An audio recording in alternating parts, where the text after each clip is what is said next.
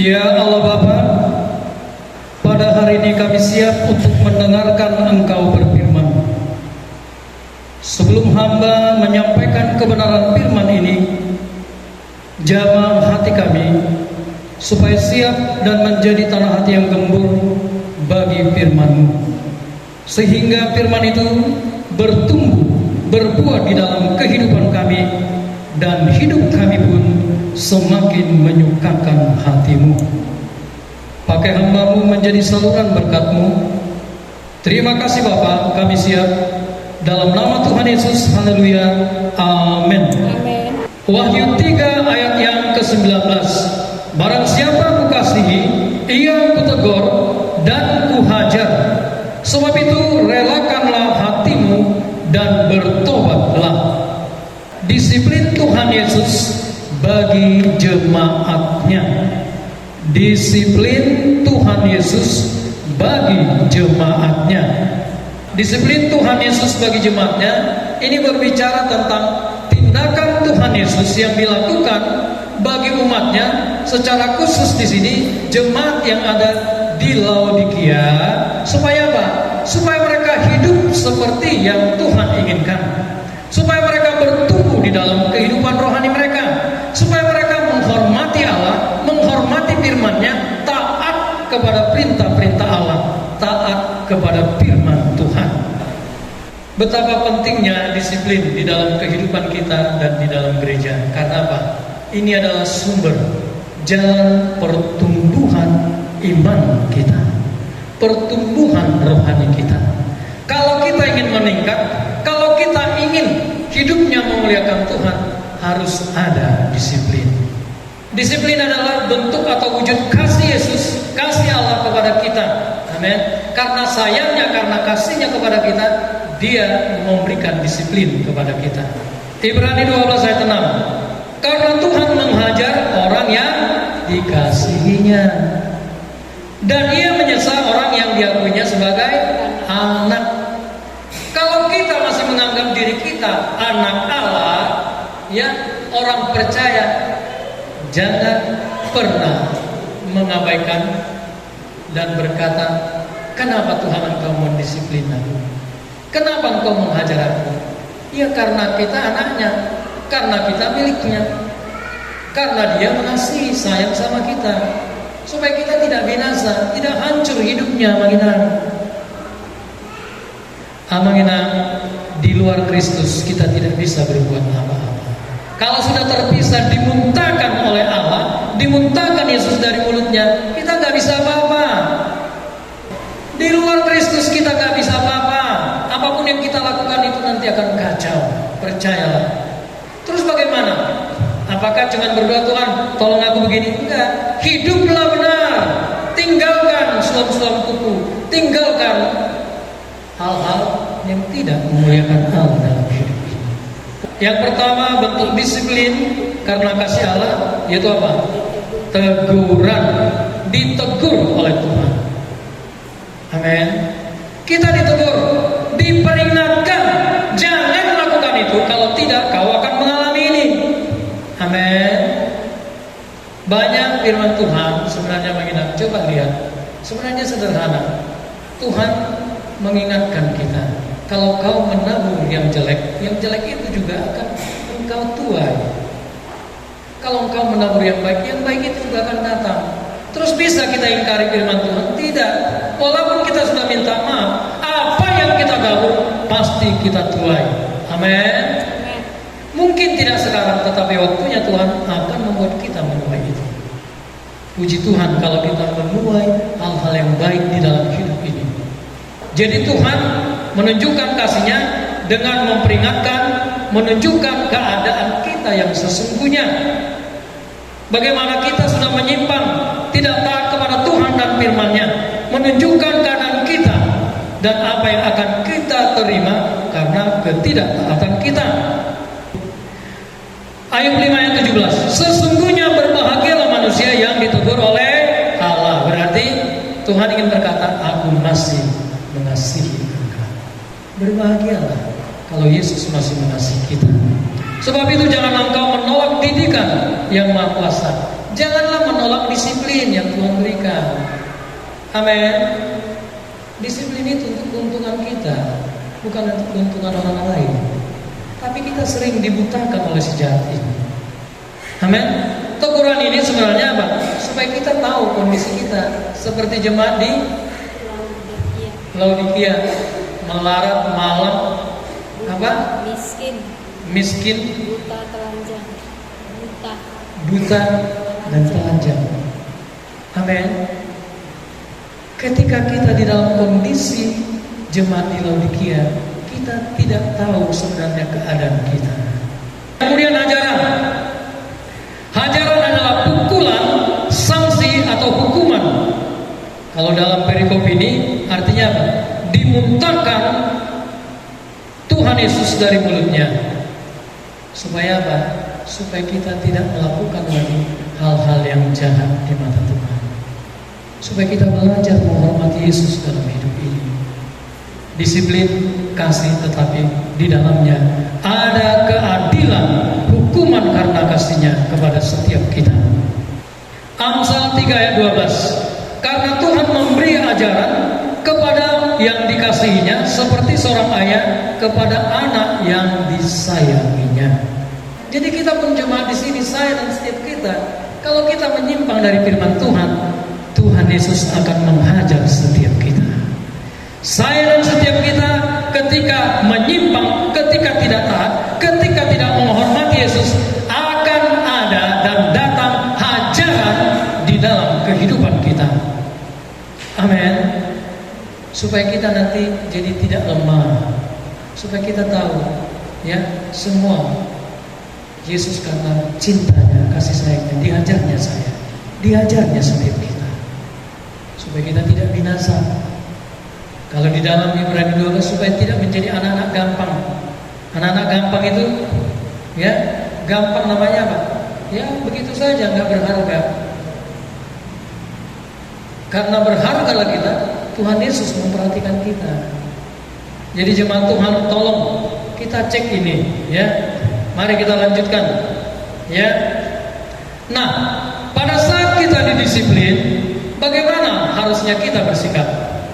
Oke, kembali kita ke pasal 3 ayat 19. Barang siapa kukasihi, ia kutegur dan kuhajar. Sebab itu relakanlah hatimu. Yang pertama, respon yang harus kita miliki ketika Tuhan mendisiplin kita, terbukalah hati kita, sadarlah, relalah untuk dihajar, relalah untuk ditegur. Ingat, itu karena kasih Tuhan kepada kita. Respon yang benar, kita harus rela untuk ditegur, dihajar oleh Yesus. Relakanlah hatimu. Mari kita periksa, kita seringkali kalau dihajar Tuhan gak rela, masih lari ke sana ke sini. Amin. Ya, ceklah diri kita. Kita ini rela nggak ketika didisiplin oleh Tuhan? Ketika dihajar, ditegur Tuhan, rela nggak kita? Kalau nggak rela, tidak akan ada pertumbuhan di dalam kehidupan rohani kita. Amin. Rela itu berarti sadar kita. Kita mau karena apa? Kita sadar kita salah. Kita sadar kita udah menyimpang. Kita sadar kita sudah tidak taat. Kita sadar karena kita sudah tidak setia lagi kepada Allah, sudah tidak peduli lagi hal-hal rohani. Makanya Tuhan menghajar jemaat di Laodikia supaya mereka sadar akan keadaan mereka yang sesungguhnya. Amin. Yang melarat, malam, telanjang, buta, tidak setia. Kadang orang tidak sadar keadaannya. Karena apa? Sudah dibutakan oleh ilah zaman ini. Kita tidak sadar buta karena apa? Kebutaan itu sebenarnya disebut karena apa? Kita buta tidak bisa melihat, itu karena kesombongan kita.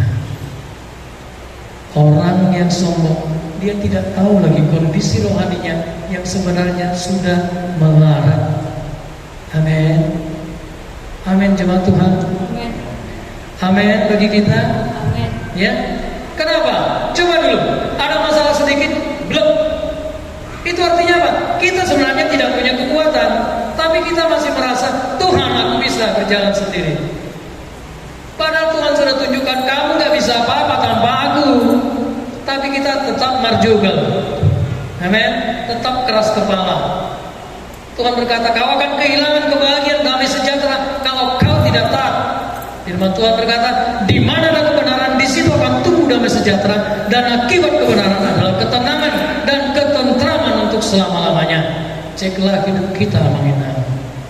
Apakah damai sejahtera, ketenangan, ketentraman itu ada menghidupi kita, ada di dalam hidup kita, kita sendiri yang tahu.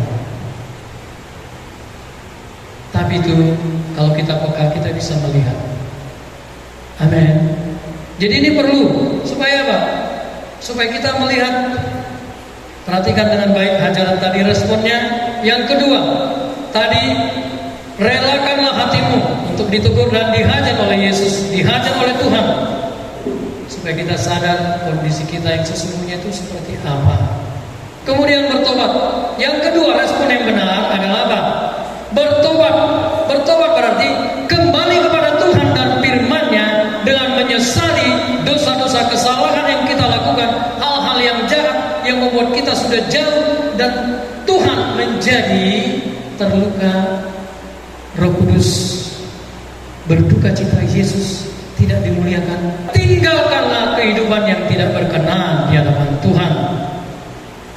Supaya apa? Supaya kita kembali hidup di dalam damai sejahtera dengan Allah.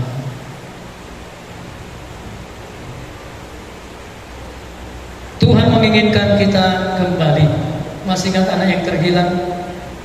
Udah habis hartanya, tapi Tuhan Yesus tetap menerima. Begitu juga kita. Seringkali kita biasanya apa? Kita datang kepada Tuhan sudah hancur dulu, sudah remuk semuanya, kacau, baru kita datang. Orang yang bijaksana jangan sampai hancur dulu, kacau dulu, baru datang kepada Tuhan. Sebelum itu, kalau ada tanda-tanda fenomena, cepat datang, cepat bertobat, cepat mengakui kesalahan dan merendahkan diri di hadapan Tuhan. Pemulihan akan terjadi di dalam kehidupan kita. Supaya engkau membeli daripadaku emas yang telah dimurnikan dalam api, agar engkau menjadi kaya. Artinya supaya kita benar-benar kaya. Kaya secara materi, bertambah-tambah berkat kita, tetapi lebih daripada itu, kaya secara rohani. Hidup takut akan Allah, selalu merindukan Tuhan di dalam kehidupan kita. Ini yang pertama, ya. Jadi belilah emas yang sudah dimurnikan dalam api. Ya, emas yang sudah dimurnikan dalam api. Oke, lihat dengan baik. Perhatikan dulu. Beli, apa artinya beli? Beli itu artinya apa? Kita datang kepada orang yang punya sesuatu yang kita inginkan. Amin.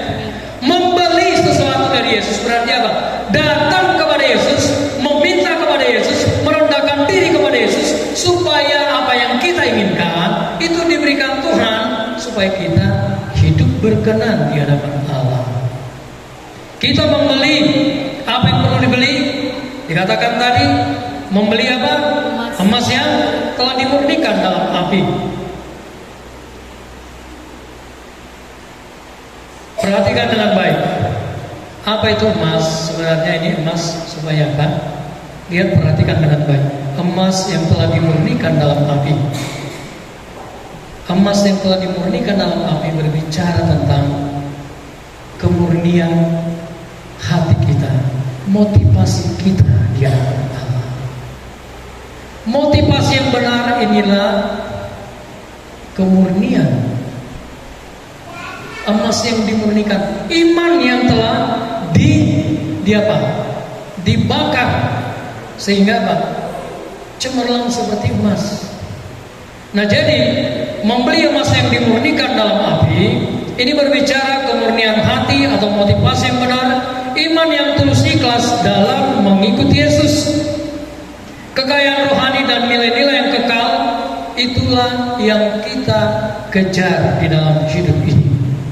Bukan fokus kepada kekayaan materi. Amin. Amin ya. Kejarlah itu. Berarti apa? Saya dan setiap kita perlu dimurnikan oleh Tuhan. Amin. Tapi pemurnian ini seringkali lewat apa? Lewat penderitaan, lewat masalah di dalam kehidupan kita. Kalau kita menyadari ini, saya yakin kita akan lebih kuat daripada waktu-waktu sebelumnya. Amin. Ya, supaya kita tujuannya apa? Membeli sesuatu dari Yesus supaya apa? Supaya seperti Yesus memilikinya, kita memilikinya. Artinya apa? Supaya saya dan setiap kita hari demi hari semakin serupa dengan Yesus. Amin. Makanya Yesus berkata, belilah. Kepada siapa kita beli? Ya kita membeli dari Yesus. Kepada Yesuslah kita datang. Kalau tidak, kita nggak mendapatkan emas yang dimurnikan dalam api itu. Amin. Oke, yang kedua, membeli pakaian putih agar jangan kelihatan ketelanjanganmu yang memalukan.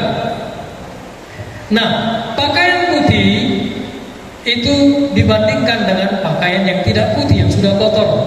Ini artinya apa? Sikap, perilaku, tindak tanduk kita, perbuatan kita. Baju putih, ya pakaian yang putih, ini berbicara tentang tindakan atau perbuatan kita yang seringkali tidak benar, kotor, jahat di mata Tuhan. Oleh sebab itu, kita butuh pakaian yang putih. Kita butuh hati yang takut akan Allah, sehingga kita menjauhi segala kejahatan, tetapi mengejar apa yang berkenan di hadapan Tuhan. Pakaian putih berarti apa? Hidup kita, perilaku hidup kita menjadi benar, menjadi hal yang menyenangkan hati Tuhan. Amin. Oke. Tindakan pertobatan yang terakhir, membeli minyak untuk melumasi matamu supaya engkau dapat melihat. Seperti yang saya katakan tadi, kita kadang buta melihat diri kita yang sesungguhnya. Amin. Sehingga kita apa? Lenggang kengkung saja. Mengenal satu saat, kalau kita lihat baca di kitab Amsal, ada jalan yang disangka lurus, ujungnya menuju maut. Seringkali kita merasa kita berjalan, hidup kita sudah benar, tetapi apa? Sebenarnya sedang menuju kepada kematian. Kalau Yesus tidak menegur, kalau Yesus tidak menghajar, tidak melumasi mata kita, kita tetap buta. Itulah sebabnya Tuhan Yesus berkata, belilah minyak supaya apa? Melumasi matamu, supaya matamu bisa melihat, tidak buta lagi. Tuhan menginginkan itu. Belilah, mari kita membeli dari Tuhan Yesus. Datanglah, katakan, Tuhan bukakan mata rohaniku, lumasi mataku ini dengan minyak yang daripadamu, supaya aku bisa melihat kemuliaan-Mu dan diriku yang sesungguhnya, supaya aku hidup takut akan Engkau, hidup menyenangkan hatimu. Amin. Kita menyanyikan pujian, menyenangkanmu, senangkanmu, hanya itu kerinduanku, menyenangkanmu, senangkanmu Tuhan, hanya itu kerinduanku. Pertanyaan saya, bagaimana kita menyenangkan hati Tuhan kalau kita masih buta? Amin. Bisa nggak orang buta menyenangkan hati Tuhan? Nggak bisa. Berarti saya dan setiap kita perlu dilumasi oleh minyak. Datanglah kepada Yesus. Amin. Inilah tindakan pertobatan. Oke, masuk ke dalam poin yang terakhir. Dampak dari disiplin. Artinya apa? Dampak dari kita lolos, rela, bertobat, ya dari apa yang Tuhan ingin sampaikan. Artinya apa? Dampak dari disiplin, artinya disiplin itu kita terima dengan hati yang rela. Kemudian kita bertobat, meninggalkan hal-hal yang melukai hati Allah, meninggalkan hal-hal yang menyakiti hati Allah, dan kembali kepadanya, hidup di dalam ketaatan. Amin. Inilah yang disebut dampak dari disiplin. Oke, saya bacakan ayat 20. Lihat, aku berdiri di muka pintu dan mengetuk. Jikalau ada orang yang mendengar suaraku dan membukakan pintu, aku akan masuk mendapatkannya, dan aku makan bersama-sama dengan dia, dan ia bersama-sama dengan aku. Perhatikan namanya. Ketika kita suam-suam kuku, apa yang terjadi? Tuhan memuntahkan kita. Berarti hubungan kita hancur, hubungan pribadi kita rusak. Kita tidak bisa lagi bersekutu, menikmati persekutuan yang indah dengan Allah. Roma 5 ayat 1 dan 2. Sebab itu kita yang dibenarkan karena iman, kita hidup dalam damai sejahtera dengan Allah oleh karena Tuhan kita Yesus Kristus. Oleh Dia kita juga beroleh jalan masuk oleh iman kepada kasih karunia ini. Di dalam kasih karunia ini kita berdiri dan kita bermegang dalam pengharapan akan menerima kemuliaan Allah. Tuhan Yesus menutup. Ini artinya apa? Dia ingin kembali bersekutu bersama-sama dengan kita, makan bersama-sama dengan kita, berjalan bersama-sama dengan kita, seperti yang dilakukan Yesus dengan murid-muridnya. Di mana Yesus ada, di situ murid-muridnya ada. Di mana Yesus ada, di situ murid-muridnya ikut melayani, memberitakan Injil. Amin. Ketika kita membuka pintu hati kita yang keras ini diketuk oleh Tuhan, itu artinya apa? Tuhan akan kembali bertata dalam hidup kita sebagai raja, sebagai pemimpin kepala di dalam hidup kita. Ketika kita tidak mengizinkan membuka pintu hati kita, kitalah yang memimpin diri kita, bukan Tuhan. Amin. Amin ya. Tuhan ingin terjadi pemulihan. Dampak dari disiplin, dipulihkanlah hubungan kita dengan Tuhan, dipulihkanlah persekutuan kita dengan Tuhan Allah, dengan Yesus, dengan Roh Kudus, sehingga apa?